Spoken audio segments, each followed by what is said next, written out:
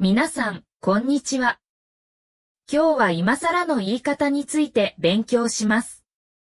日本語を楽しみながら勉強してください。意味、今になって、今となっては、例、1、今更 SNS って何？なんて聞けない。今となっては、SNS って何？と聞くのは遅すぎて聞けない。2、今更謝っても許してあげないよ。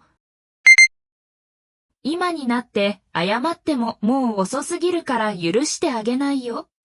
3、今更やめたいとは言えない。今になってやめたいというのは遅すぎて言えない。4、来週の旅行のことだけど大阪じゃなくて京都にしない？何を今更ホテルを予約したんだから無理だよ。今になっては遅すぎるよ。ホテルを予約したんだから。説明。今更は、今になって、今となっては、という意味の表現で、今するのは、もう遅すぎる、と言いたいときに使います。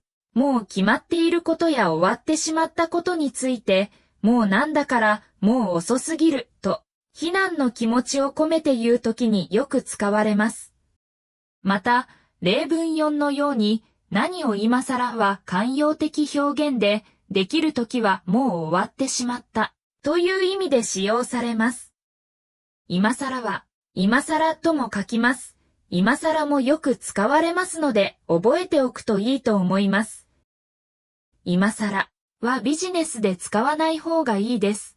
これは、今となっては遅いという意味があり、ネガティブな印象を与えます。ビジネスでは、もっと丁寧で前向きな言葉を使いましょう。例、今更変更するのは難しいです。現時点では変更が難しいですが、できる限り対応します。または、今更は話し言葉でよく使われますが、書き言葉ではあまり使われません。書き言葉では、今となってはを使います。